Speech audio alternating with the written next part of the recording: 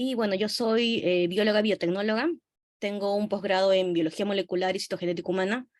Tengo una maestría en ciencia, tecnología y sociedad. Tengo otro posgrado en bioinformática.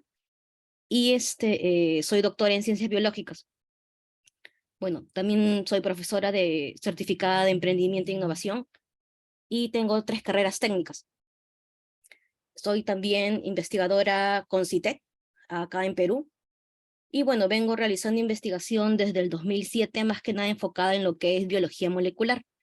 Y en esta oportunidad yo les voy a hablar sobre lo que es diagnóstico molecular.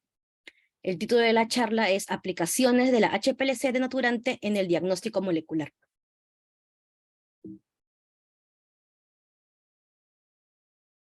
Y bueno, como lo que vamos a ver está más que nada enfocado en diagnóstico molecular, primero debemos tratar de entender o recordar ciertos conceptos de biología molecular.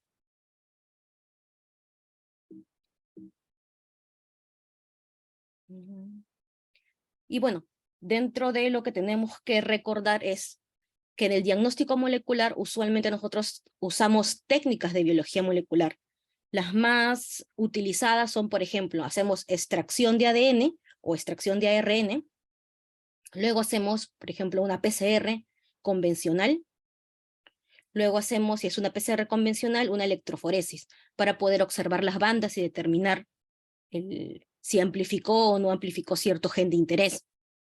Por otro lado, también lo que podemos hacer es, luego de la extracción de estos ácidos nucleicos, hacer, por ejemplo, una PCR en tiempo real y ver también la amplificación de estos segmentos de interés.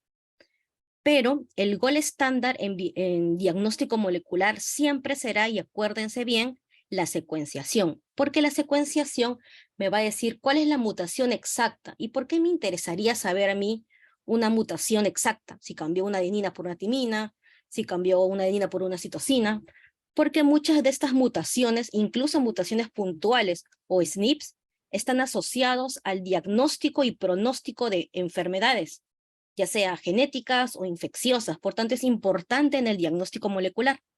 Y es por eso que cuando se van desarrollando diferentes técnicas, como por decir HPLC o el mismo PCR en tiempo real, o aplico, no sé, PCR para enriquecimiento de mutantes, o CHARP, que es una de las nuevas técnicas recién publicada este año, siempre se trata de comparar el resultado de la nueva técnica con la secuenciación.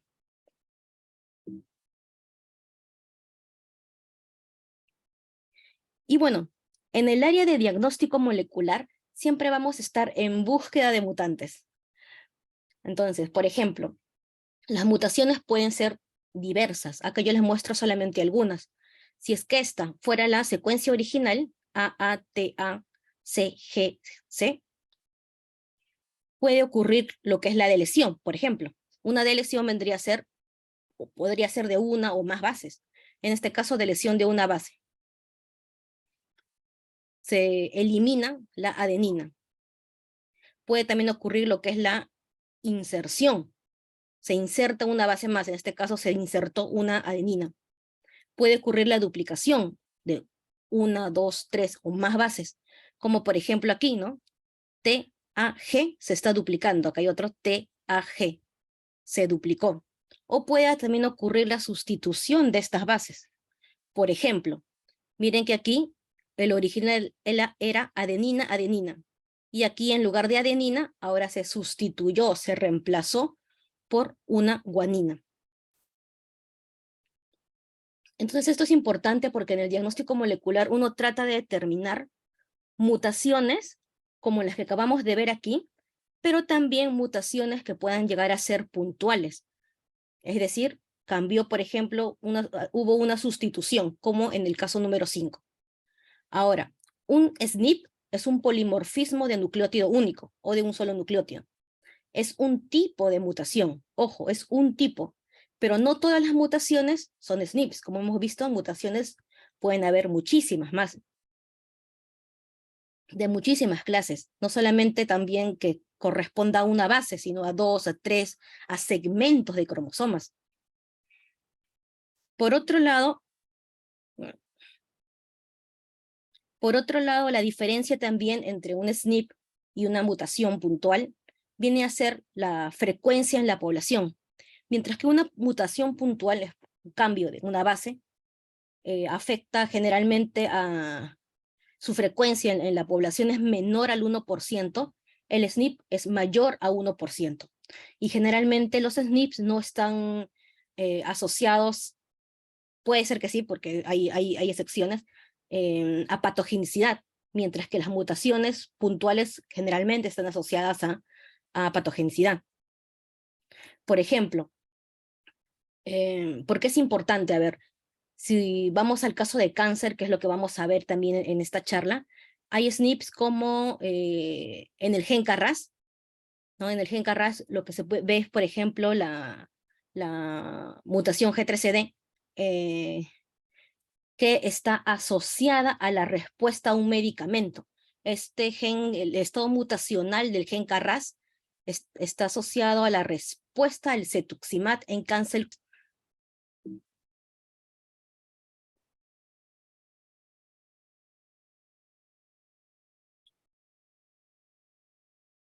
Y como les decía, en diagnóstico molecular, uno lo que trata de buscar son esos mutantes. ¿Es mutante o no es mutante? Porque justo estos mutantes están asociados a lo que es el diagnóstico y también el pronóstico. Por ejemplo, yo les hablé del caso de KRAS, ¿no? Es importante ver si el estado de KRAS es wild type, es mutante.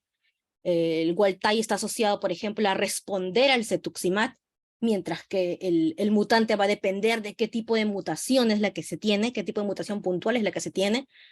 En el caso de BRAF también, BRAF se ve, por ejemplo, lo que es B600E, que está asociado a lo que es melanoma. Entonces es importante conocer, pero nosotros siempre vamos a estar en búsqueda de estos mutantes. Los mutantes son de interés. Sin embargo, lo que vamos a ver es que este alelo mutante va a ser la proporción en comparación con el alelo wild type va a ser muy, muy, muy menor. O sea que las mutaciones van a ser difíciles de encontrar, porque imagínense, sería como este tubito. Puede ser una proporción de 10:1, o más todavía, de 20:1. Y nuestro interés es hallar justamente este alelo mutante, este alelo raro, este alelo que tiene esa mutación. Es por eso que existen técnicas que nos van a ayudar a enriquecer estos mutantes. Porque imagínense, en una PCR, yo lo que voy a encontrar es, por ejemplo, como podemos observar en la figura, una proporción entre alelo wild type a este mutante de 10:1. Hago una PCR común y voy a seguir obteniendo esa proporción de 10:1, pero a mí me interesa ese 1, justamente ese alelo rojo mutante y raro. Entonces no nos conviene hacer una PCR común, pero hacer una PCR de enriquecimiento de mutantes sí nos conviene, porque si bien la proporción inicial era de 10 wild type y 1 mutante, cuando se hace este tipo de PCRs de enriquecimiento de mutantes, se obtiene una proporción de 1:1. Entonces tengo, si es que hay mutantes, tengo mayor probabilidad de poder identificarlos. Estas PCRs de enriquecimiento de mutantes se conocen como las PCRs frías o cold PCRs. Y bueno, acá hay bastante teoría de biología molecular que no viene al caso de explicar ahora. En el IGBM tenemos un curso de HPLC, donde también hablamos de lo que es este PCR para enriquecimiento de mutantes. Hay 3 tipos, sería lo importante de recalcar: full cold PCR, fast cold PCR y ice cold PCR. Y va a depender de la mutación que tú quieras detectar, del el tipo de cold PCR que tú vas a elegir. Y solamente para poder hacer esta cold PCR no es que necesito algo especial, excepto para el ice cold, que necesitas una sonda. Pero para la full y la fast, solo necesitas cambiar el protocolo de PCR. O sea, es recontra simple, chicos. Y me sirve para enriquecer mutantes, que justamente es lo que uno quiere detectar en diagnóstico molecular. Otro concepto que también debe quedar claro es lo que es la formación de heterodúplex. Bien, en la formación de heterodúplex, supongamos de que el alelo salvaje es adenina con timina. Ocurrió por ahí algún tipo de mutación esta adenina, bueno, que se debería unir a una timina, hubo una mutación, y ahora es guanina unido con una citosina. Entonces lo que uno hace es formar heterodúplex. Para formar heterodúplex lo único que tienes que hacer es aumentar la temperatura, por ejemplo, 95 grados centígrados por 5 minutos y luego ir bajándolo lentamente. Y eso lo puedes hacer en un termociclador cualquiera. Y cuando llega a 4 grados centígrados lo pones en hielo. De esta forma tú vas a formar heterodúplex. Si solamente hay alelos de tipo salvaje, solamente se va a formar este tipo de homodúplex, adenina, timina, nada más.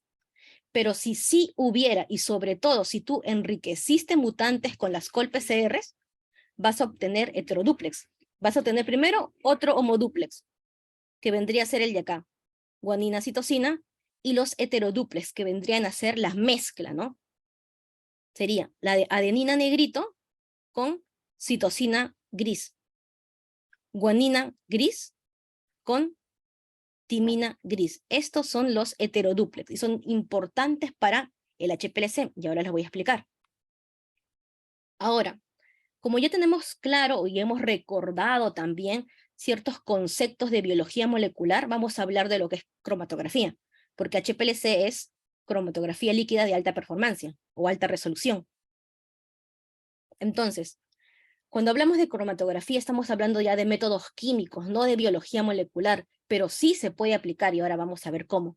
Primero, ¿qué es la cromatografía? La cromatografía es una técnica de separación, así como la destilación u otras técnicas, que va a separar múltiples tipos de analitos. Un analito es un componente de interés analítico en la muestra. Por ejemplo, yo quiero detectar Everolimus en sangre. El Everolimus vendría a ser, que es ese inmunosupresor, vendría a ser mi analito. Y el objetivo de la cromatografía es separar y en algunos casos también cuantificar. Sobre todo en HPLC se puede cuantificar.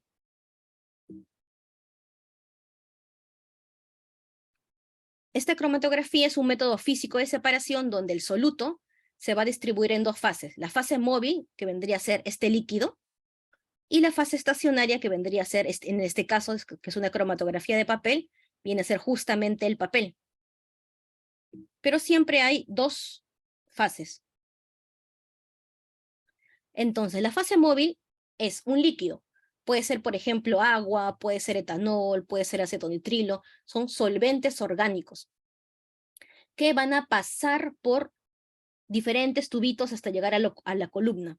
Bueno, para que este solvente pueda utilizarse como una fase móvil, tiene que tener ciertas características especiales. Por ejemplo, un montón de características químicas que tiene que tener. Incluso cuando uno utiliza el fase móvil, uno compra fase móvil grado HPLC, así como cuando haces biología molecular no compras etanol grado biología molecular. Bueno, aquí tú compras agua grado HPLC.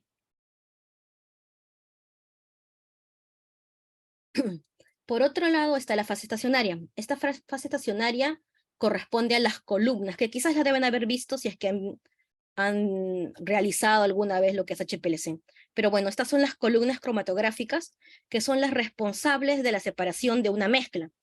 Dentro de estas columnitas es que uno va a encontrar a la fase estacionaria. Usualmente estas fases estacionarias son de C18, es la que generalmente se utiliza para casi todo, menos para el HPLC denaturante. Y ahora vamos a ver por qué.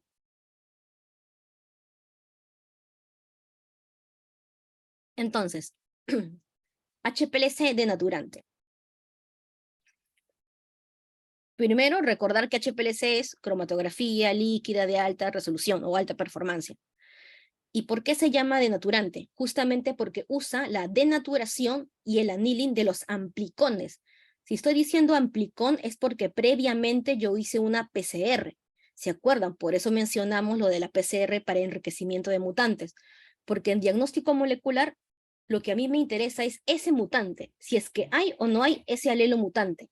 Porque ese alelo mutante es el que está relacionado al diagnóstico y pronóstico de ciertas enfermedades. Entonces, yo tengo que hacer una PCR, preferentemente una PCR con enriquecimiento de mutantes, un tipo de col-PCR. Luego tengo que formar mis heterodúplex y Luego ese mix con los heterodúplex los meto dentro del HPLC y voy a empezar a comparar patrones, comparar perfiles. Cuando uno corre el HPLC, uno va a observar un cromatograma. El cromatograma puede ser, por ejemplo, ¿no? Milivoltios, miliamperios, y esto vendría a ser versus tiempo. Tiempo en el eje de las abscisas. Y lo que observa son este tipo de piquitos. Cada piquito corresponde a un compuesto y cada piquito sale a un determinado tiempo. Como yo estoy trabajando con el mix de PCR, que previamente lo volví, hice la formación de heterodúplex, si es que no hubiera mutantes, solamente hay salvajes, o sea, alelos salvajes, yo lo que voy a observar es un piquito, solamente un piquito, que va a corresponder a uno de los homodúplex. Por ejemplo, este. Pero si sí hubiera mutantes, que es lo que a mí me interesa, voy a observar tanto los heterodúplex como dos homodúplex. Por tanto, observaría este piquito de acá y otro par de picos. Entonces, yo de esta forma puedo determinar si el mix de PCR que he metido, ese amplicón, es wild type o es mutante. Pero para determinar la mutación exacta, recuerden que necesito secuenciar.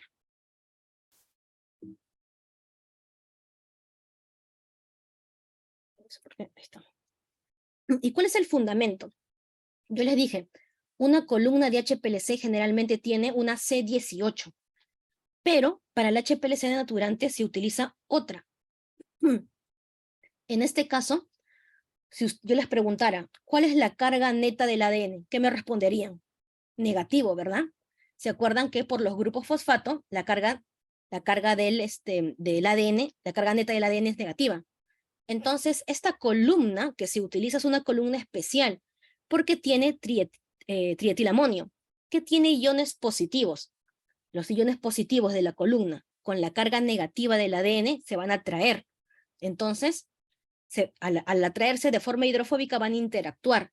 Pero, ¿qué habíamos dicho de una cromatografía? Tiene dos fases, no solamente tiene la columna, que es la fase estacionaria, tiene también una fase móvil, que es ese líquido, ¿no? El que puede ser agua, metanol, acetonitrilo, etc.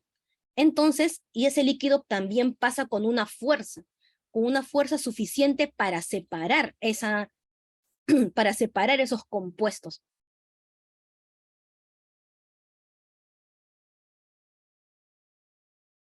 Y bueno, perdón si estoy un poco mal de la garganta. Y bueno, en cuanto al flujo de trabajo, entonces, para que quede más o menos claro es, primero, uno hace una extracción de esos nucleicos, ¿no? ADN, ARN, luego tú haces una PCR, en este caso, como yo les dije, ¿qué es lo que busca el diagnóstico molecular? El diagnóstico molecular está en busca de ese alelo mutante, de ese alelo raro, de ese alelo que se encuentra en menor proporción. Por tanto, lo que se recomienda es hacer una PCR para enriquecimiento de mutantes. Y luego se hace la formación de heterodúplex y después de la formación de heterodúplex lo colocas dentro del equipo de HPLC. Ocurre las interacciones hidrofóbicas entre la carga negativa del fosfato y la positiva de la columna, pero como tienes fase móvil, eso se va a separar y se va a diluir y va a salir. Y lo que vas a observar es un cromatograma, que es esto de acá, donde cada pico corresponde a algo. Y es muy útil. Por ejemplo, se utiliza bastante en lo que es la identificación de BRCA1 y BRCA2, estas mutaciones que están asociadas a cáncer de mama y ovario. Y en el caso de nosotros lo utilizamos más que nada porque, a ver, en población peruana, tanto nosotros como otros grupos han reportado que de las mujeres que tienen antecedentes con cáncer de mama, solo entre el 4 al 5% tienen mutaciones en BRCA1. Entonces, la mayoría, cuando llega a hacerse el test de BRCA, sale no mutado, sale wild type. Entonces, pero ¿qué pasa con la secuenciación? La secuenciación es un proceso más largo, porque no solamente es, en este caso, es una secuenciación de exones, por tanto tengo que amplificar, hacer PCR de cada uno de los exones, y luego hacer la secuenciación, y luego de hacer la secuenciación hay que hacer el análisis bioinformático.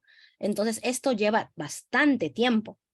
Si bien sí se determina, obviamente, en las mutaciones exactas o los SNPs que están reportados en bases de datos. Imagínense, si solamente el 5% de esas personas que tienen antecedentes de cáncer de mama, que quiere decir que tienen como que mayores probabilidades de, de tener esta mutación, solamente es el 5%, entonces agiliza el diagnóstico molecular, porque lo que tú puedes hacer es, viene la persona, le cobras menos, haces una HPLC denaturante, determina si es que es wild type o mutante. Si es wild type, le das ese resultado y ahí quedó. Si es mutante, entonces tendrías que hacerle la secuenciación para determinar cuáles son las mutaciones que esta persona tiene.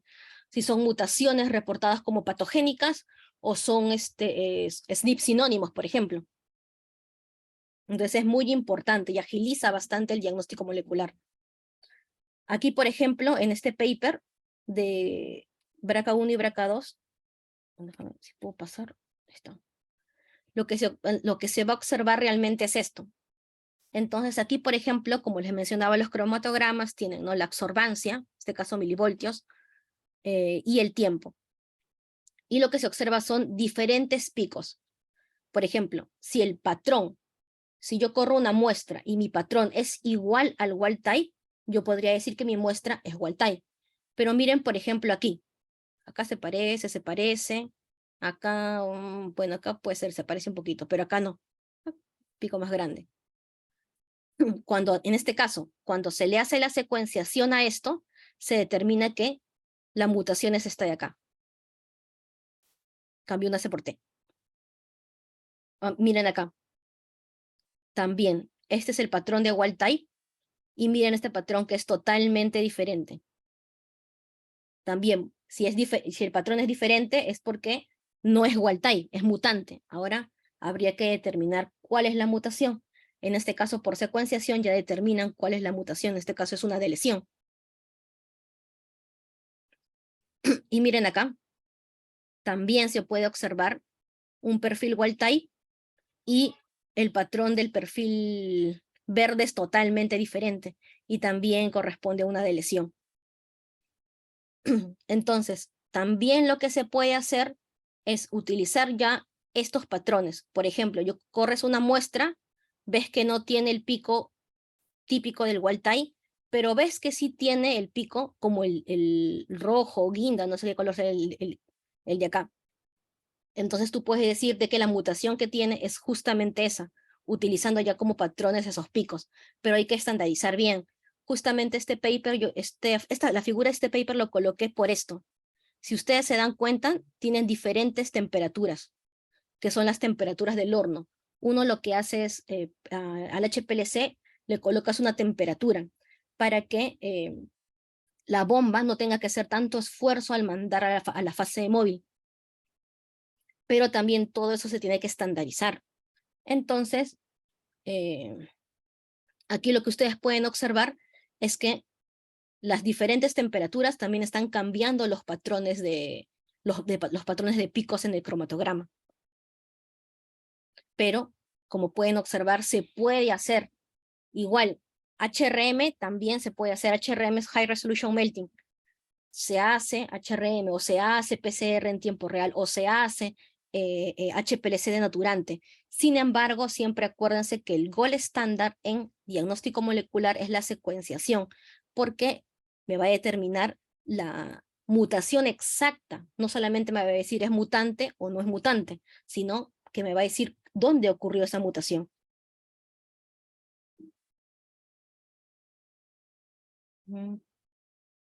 Y bueno, en el IGBM tenemos un curso que es de HPLC y sus aplicaciones en biología molecular. donde vemos más a profundidad bastantes conceptos de HPLC, porque acá casi no lo hemos visto por el tiempo. Y también vemos bastante cosas de biología molecular, más aplicaciones. Vemos, por ejemplo, lo que es de PCR para enriquecimiento de mutantes, que hay también bastantes conceptos que se tienen que tener en cuenta para poder establecer nuestros propios protocolos. Y bueno, también tenemos varios cursos on demand, creo que son 11 cursos on demand que los pueden ver en nuestra página web, y uno de ellos es el que les menciono de HPLC.